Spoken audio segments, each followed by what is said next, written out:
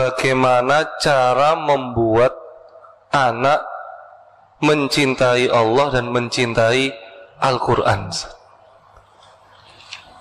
Anak itu, pendidikan itu Bapak Ibu dalam Islam ada dua kunci utama besar yang jangan dilupakan. Satu doa, dua keteladanan. Ini sebelum bicara teori lain. Doa, keteladanan. Cinta itu di mana tempatnya? Di sini, di hati ini. Itu cinta. Sementara urusan hati ini, hati kita saja kita tidak menguasainya. Karena Rasul bersabda, "Inna qulubal ibadi baina asabi'ir rahman yuqallibuha kaifa yasha."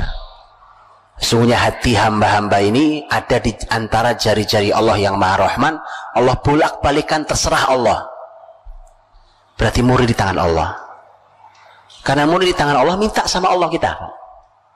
Ya Allah, jadikan generasi-generasi yang cinta Qur'an-Mu, cinta dengan Rasul-Mu. Begitu. Jadi tolong didoakan, Pak. Karena cinta itu di hati, dan hati itu kita nggak punya kuasa. Maka minta sama yang menguasai hati, yang membolak-balikan terserah dia, itu Allah Subhanahu wa Ta'ala.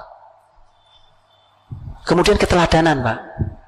Supaya anak cinta Quran, supaya anak cinta Allah, cinta Rasulnya, harus dibuktikan keteladanan itu. Bagaimana anak mau cinta Quran, bapak ibunya nggak pernah baca Quran? Anaknya lagi berusaha menghafal Quran, bapak ibunya nyantai banget. Anaknya apalagi berusaha maksimal, sudah menghafal juz 30. Bapak ibunya santai banget. Kasih dia keteladanan, Pak. Bahwa masalah cepatan anak-anak itu dijamin pasti. Ya kan? Kita mulainya bareng. Ayo nak, kita lomba sekarang. Dijamin bapak ibu kalah.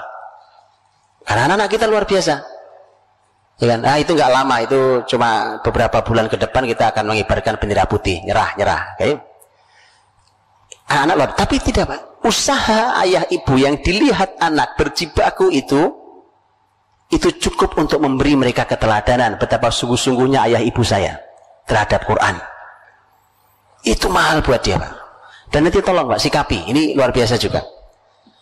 Kan kalau sekarang anak kita hafalannya lebih banyak, betul ya, dibandingkan kita. Umpamanya nih, hafalan Qurannya lebih banyak dibandingkan kita. Baca Qurannya lebih bagus tajwidnya daripada kita. Berarti kan sekarang yang ahli ilmu dia kan?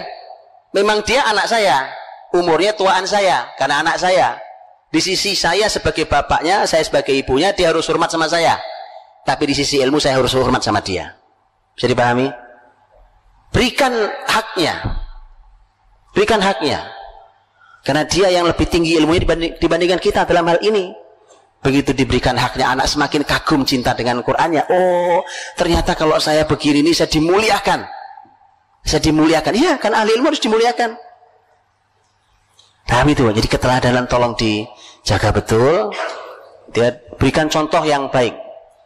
Contoh yang baik. Kalau anak berjibaku, berjuang keras, bapak ibunya harus sama. Masalah hasilnya bagusan anak-anak itu sudah diduga. Ya, tapi tadi itu dinilai oleh anak-anak kita. Anak-anak kita diam bukan berarti tidak menilai, Pak. Mereka punya penilaian terhadap kita segala macam. Jadi tolong diperhatikan betul supaya nilai yang diberikan oleh anak-anak kita terhadap kita nilainya baik, sehingga mereka mengagumi kita dan menjadikan kita sebagai teladan dia, sehingga dia tidak perlu mencari keteladanan di luar rumah sana.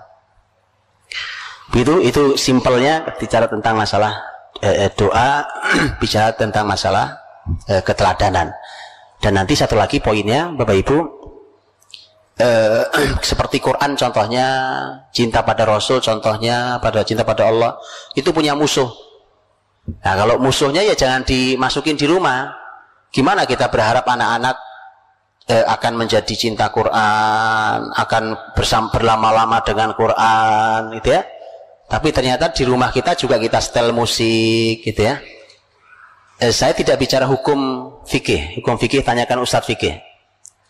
Tapi inilah yang disampaikan oleh para ulama, bahwa musik itu memang tidak pernah sejalan dengan Quran. Imam Ibnu Qayyim dalam syair Nuniyahnya beliau menyampaikan itu. Ya? Nah, untuk itulah maka harus kita bersihkan. Kalau kita mau cinta ya harus dibersihkan lah. Yang memang tidak sejalan dengan Quran ya harus dibersihkan. Sekarang umpamanya kita mau baca buku tentang Rasul kita, Sirah Nabawiyah kita baca. Sirah Nabawiyah kita baca. Baca buku itu Bapak Ibu perlu perjuangan. Betul ya? Mata untuk melihat, memahami, kesabaran itu perlu perjuangan. Nah, tapi kalau kita nonton TV, dunia hiburan di TV umpamanya, itu nggak perlu perjuangan, itu sambil leyeh-leyeh aja, ambil nyender ya kan, ambil ngunyah kacang, makan apa itu. Sekarang bagaimana kita berharap mereka mencintai Rasul melalui membaca buku-buku sejarah beliau, sementara kita umbar hiburan. Kita umbar hiburan, karena hiburan dan ilmu tidak pernah sejalan. Tidak pernah sejalan. Kalau hiburan tinggi, ilmu jatuh. Ilmu tinggi, hiburan akan jatuh. Itu kaidah sepanjang sejarah. Baik gitu, wallahu a'lam bishawab.